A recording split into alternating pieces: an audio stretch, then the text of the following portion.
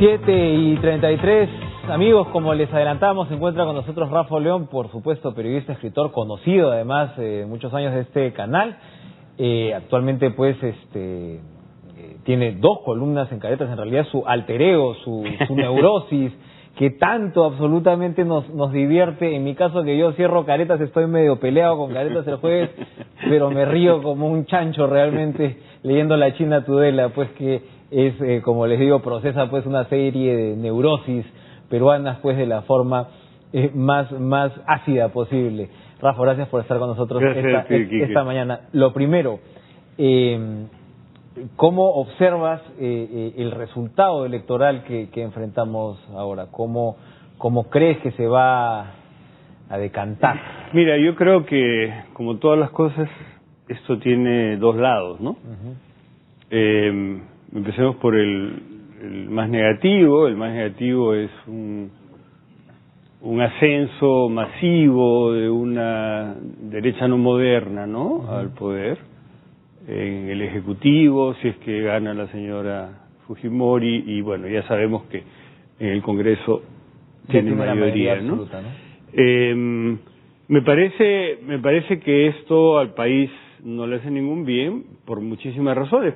Para decirte la más simple, cuando la señora Fujimori se refirió al pasado, a su padre y a lo que tiene que rectificar, ella ha hablado de errores, ¿no? Nunca ha entrado realmente a un matiz de cada uno de los hechos mencionados, de corrupción, de atentado a derechos humanos, etcétera, etcétera. Ni mucho menos ha hablado de lo que verdaderamente han sido muchos de ellos, delitos, ¿no? Por un lado eso, y por otro lado está rodeada exactamente del mismo equipo con el que gobernó en varios momentos de la década de su padre, ¿no? Entonces, eso nos está garantizando decididamente, y con una mayoría tan grande en el Congreso, nos está garantizando. Es una mayoría que no hay desde 1995, precisamente después del Congreso Constituyente Democrático, ¿no? El Congreso del 95. Ahora, por un lado está eso, ¿no? PPK, yo creo que agrupa a sectores distintos, ¿no? Yo te diría que hay un empresariado que guarda cierto decoro, cierto pudor, entonces se ha reservado para no votar por Fujimori. Sin embargo, en el fondo, digamos, sus perspectivas, su visión del país sigue siendo la misma, ¿no? Ahora, hay otras... El PPK se declara heterodoxo frente a algunas, ¿no? Sí, pero yo quisiera saber qué significa eso. No, porque sí, lo ha dicho, dice, pero... Claro, por ejemplo, lo de bajar impuestos, que a algunos les suena, pues, digamos, de derecha, ¿no?, completa. Sí. Él dice que es precisamente rompe con la heterodoxia de un MEP y de una SUNAT. Yo creo que no lo va a poder hacer, así de simple. Con ese Congreso va a estar bien difícil. No lo va a poder hacer. Por otro lado, tiene un equipo PPK en el que encontramos elementos muy valiosos, ¿no? Y está colocando en el Congreso gente de primera, por citarte a Alberto Belaúnde. Ese es un buen síntoma, pero en el fondo conocemos ya pues nuestros pescados y sabemos que a la hora de cerrar filas frente a ciertas coyunturas, como por ejemplo la industria extractiva, ¿no?, que creo yo que es el tema que define la gobernabilidad del Perú, y nadie lo plantea así. La derecha va a ser siempre la derecha. Pero hay dos temas para ir cerrando esa parte de la conversación. Uno es, a la izquierda le faltó centrarse un poco. Verónica Mendoza encarnaba un liderazgo nuevo, y al mismo tiempo cuando había quienes esperaban, ¿no?, el momento de concesiones, como es lógico dentro de una elección como esta, ¿no lo hizo? Sí, yo quisiera hablar en términos más globales, porque acabo, por ejemplo, de regresar de un viaje largo y profundo a la región Puno, ¿ya? Yo tengo este privilegio de viajar y ver las cosas de manera... mira, no tengo temor en decírtelo, porque la gente de alguna manera te lo dice, ¿no?, sobre todo en el sur de Puno. El candidato allá es Antauro Humala. Así de simple. ¿Ya? Es decir, la economía en una región tan importante como esa, y sube hacia Cusco también, ¿no?, es absolutamente informal. Yo he estado en un hospedaje que era la única empresa formal en toda una provincia, la única que emite recibos, la única. Entonces, esta famosa culebra que son los 60, 100 camiones, ¿no? que pasan 2 veces por semana, ya no llevan jaboncitos, perfumes, no, ahora llevan insumos para la producción de cocaína, e insumos para las mineras ilegales. Entonces, estas gigantescas economías paralelas, que son mafia y que pueden ponernos muy cerca de ser un narcoestado, no han sido ni siquiera mencionadas en las campañas, no están en las campañas, no están en el discurso. Oye, no te olvides que si no se desenmascaraba a Acuña podría haber pasado a la segunda vuelta, ¿no? Yo creo lo que significa la economía negra de alguna manera, y ese otro Perú. Y la desconexión de los políticos respecto de esto, incluyendo a la misma Verónica, ¿no? Que yo creo que es una figura muy interesante porque, bueno, ha restituido cierta imagen de la izquierda. Pero por otro lado, a mí, no sé, hay cosas de ella que, por ejemplo, su persistencia intolerable, te lo voy a decir, en decir que el contenido de los medios de comunicación debe ser... Nosotros tuvimos una discusión aquí que me pareció... fue una entrevista de estas más o menos largas que le hicimos a cada candidato y ella iba más o menos... Y llegamos a ese punto y yo dije, ¿qué es esto? Es inconcebible, no lo puedo entender. Eso es lo que en la época de Velasco nos hizo ver en el Pato Donald. Un grupo Donald. autónomo que regule los contenidos de los medios. Favor. O sea, eso en la época de Velasco nos hizo ver al Pato Donald como al tío Sam, ¿no? Claro. O sea, ya basta, pues, ¿no? Y bueno, para no mencionar su ambivalencia. Pero curiosas taras, ¿no? Curiosas 2 o 3 taras de una izquierda que ya tendría que haberse liberado de eso, ¿no? Ahora, por otro lado, creo, es decir, si bien Keiko está donde está, no estamos en el fujimorismo de Alberto. Hay un brote interesantísimo de civilidad, de conciencia en muchos sectores de la población. Relativamente pues interesante el hecho que la mayor manifestación no sea a favor de un candidato en este caso, pero que sea una movilización tan poderosa. Eso ¿qué significa? Que representa bien mirado significa que el gobierno, sobre todo el Parlamento, ojo, va a tener millones de ojos encima y las cosas ya no van a ser. Ahora, pero puede ser complicado también en la medida que cuando tienes un Congreso de tal mayoría y de tendencias tan claras, pase lo que nos ha pasado hace años y de repente con mayor fuerza, es que la oposición pase a la calle también, ¿no? Sí, bueno. ¿No? O sea, es de esperar. Sí, ¿no? Si eso tiene que ocurrir, tiene que ocurrir. O sea, la política, y entendámoslo de una buena vez, la política no se da dentro del recinto del Congreso. La política, y queda demostrado con lo que ha ocurrido en las últimas semanas, la política se da en la conciencia del ciudadano que se suma a muchos otros ciudadanos. Y uno ve, por ejemplo, ¿no? Las famosas reformas electorales que fueron mal aprobadas, ni siquiera son los que habían pedido los organismos electorales. Se habla mucho en el Congreso de ciertos, pero por ejemplo, ahora que se presentan los Panama Papers, la famosa norma 16 con la cual se quería combatir la elusión y la evasión, se borró del mapa, en el Congreso también. Entonces, la unidad de inteligencia financiera, hablando de todo lo que me dices, ¿no? De economía negra y dinero negro, no le dieron las contribuciones, ¿no? Por otro lado, la ley que mejoraba las cualificaciones del ejército, ¿no? No pasó. ¿Y qué ha ocurrido? Acaban de morir 8 militares en el Braem, uno de los cuales tenía 18 años. ¡Qué tragedia! ¿Por qué? Porque no hay un ejército regular. No lo hay, a nadie parece importarle. Bueno, Rafa, hablando de libertad de expresión, hay un caso que tú estás enfrentando judicial que nos ha preocupado.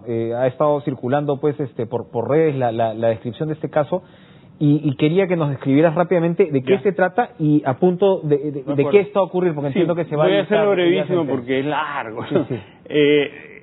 Mediados de 2014, el diario El Comercio era dirigido por Francisco Miro Quesada y tenía como editora general la señora Marta Miguel Miro Quesada. Recordarás que, bueno, ella impuso en el diario un estilo ríspido, áspero y muy confrontacional, ¿no? Y uno de sus puntos era la entonces alcaldesa de Lima, la señora Villarán. El diario tenía unos días, digamos, de cierta orientación editorial y otros días cuando... Sí, pero era evidente que la manija la llevaba ella, sobre todo en la sección editorial y sobre todo en ciertas causas. Y una de ellas era la señora Villarán, a la que masacraba, ¿ya? Ahora, yo te digo una cosa, yo no tengo con Villarán ninguna simpatía de ninguna clase, ni amical ni ideológica, y hubiera reaccionado igual frente a cualquier autoridad que fuera maltratada por el medio más importante del Perú, ¿no? Entonces saca ella el 14 de julio una nota editorial que se llama El síndrome de Susi, que ya desde el título te indica ¿Por dónde va? el síndrome, ¿no? Y bueno, es una nota pues muy descalificadora, muy agresiva, llena de insultos, con muy poca sustancia periodística. Tanto que Michelle Ascueta al día siguiente manda una carta pública diciéndole a esta señora que debe disculparse con la alcaldesa. Yo, una semana después, publico en Caretas una nota que se llama ¿Qué hacemos con la prima insurrecta? En la que sostengo que un diario de 175 años, que tiene gente muy seria, muy responsable, en su directorio, en su cuerpo periodístico, no puede estar pues en manos de una persona tan poco responsable, ¿no? Que había hecho huir a Vargas Llosa del diario y 1000 otros conflictos. Pero yo tengo un estilo periodístico que es un bon, que es irónico, pero me cuidé mucho de que fuera cuidado, que no agrediera a esta señora, justamente porque no quería que pasara lo que ocurrió. La cuestión es que ella me denuncia por difamación agravada, pide originalmente una reparación de 5 millones de soles, después a la hora de presentar nuestros alegatos donde la jueza hay un cambio en la estrategia de denuncia tanto como en el pedido de pena, porque aumenta a esta reparación el pedido de prisión efectiva máxima, que vendría a ser 3 años, ¿no? En paralelo, ¿qué cosa ocurre? Ocurre una cosa muy interesante. Hay un cambio en las cabezas del diario El Comercio, sale Miro Quesada y entra Fernando Berkemeyer, una persona joven que, en fin, entra de una manera más libre, ¿no? Y se encuentra con que esta señora había publicado un artículo difamatorio contra una empresa minera, difama un estudio de abogados muy importante de Lima y estaba por publicar un artículo en el que calificaba a Soros de narcopromotor. Exacto, no le quieren publicar no le quieren publicar, entonces como se da ahí un desencuentro, ella es despedida. Y ella es precisamente despedida por aquello de lo que me acusa, ¿no? Entonces, bueno, yo tengo un excelente abogado que es Roberto Pereira, el hombre que más sabe en este país de esos temas, ¿no? Y fuimos donde la jueza a presentar nuestros alegatos, igual el abogado de Marta Meyer, pero empezó todo esto a dilatarse, ¿no? Te estoy hablando de hace 10 meses.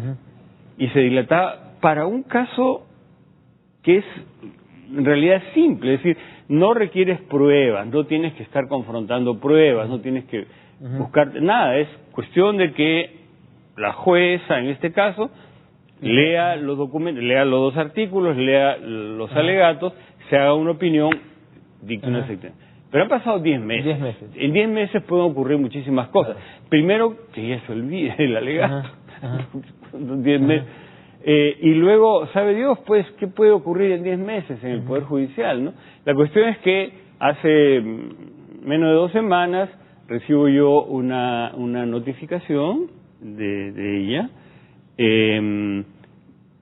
citándome a una lectura de sentencia, ¿no? Que en el sistema peruano significa una condena. Una condena, claro. Sí, ¿no? Porque nunca te citan a lectura para eximir, no, si te eximen, simplemente te envían una notificación. ¿Y para cuándo es esta lectura? El 3 de mayo próximo. 3 de mayo. Entonces, como es evidente que me va a condenar, bueno, pues yo decidí el día de ayer hacer una síntesis de esto y colgarla en mi muro de Facebook, ¿no?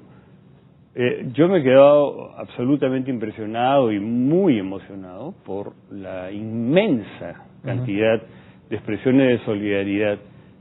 Hasta hoy día he abierto mi Facebook y ya sobrepasaban las 10.000 comentarios repetidos, ¿no? Y además muchos de ellos fuera del país, en fin. ¿Y de qué se trata? Bueno, esta juez, por ese plazo tan dilatado que afecta mis derechos, debería abstenerse de continuar en el caso, ¿no? Ahora, Roberto Pereira es del Consejo de la Prensa, de IPIS. IPIS. En realidad no es de IPIS, pero es asociado a IPIS. ¿El Consejo de la Prensa se ha pronunciado todavía no, sobre el caso? No. ¿Tú has solicitado todavía una...? Sí, todos esos temas de mi abogado. Porque estamos hablando de un caso que tiene, pues, fondo de libertad de expresión evidente, ¿no? Obviamente, mira, y acá yo quiero ser muy preciso para que se entienda, porque son temas complejos, ¿no? En el Perú no existe el delito de difamación, no existe. Perdón, de opinión, ¿ya? No existe el delito de opinión. En este caso yo he opinado sobre lo que ella escribió. Yo he opinado. La difamación, ¿cuándo se da? Cuando tú insultas, agredes o descalificas a una persona por el simple hecho de hacerlo, no por defender una idea o una causa. Yo he opinado defendiendo la integridad de la señora Villara. ¿De acuerdo? Y por un delito que no existe en la ley peruana, se me está condenando. Entonces, esto a mí me hace sentir muy inseguro de mi propio trabajo, ¿no? Porque surgen ideas de autocensura, surgen las preocupaciones, pero ya no quiero hablar de mí, yo quiero hablar ya de todos los periodistas que opinamos, ¿no? Si esto pasa, todos corremos el riesgo de perder a la venezolana o a la ecuatoriana nuestro derecho periodístico profesional a opinar, y eso sí que nos pondría... De eso se trata finalmente, ¿no? De lo que está detrás y del derecho a la libre expresión y de, como dices pues tú, que no termine uno autocensurándose, ¿no? O pensando pues que cualquiera va a terminar con un juicio con unas consecuencias como estas.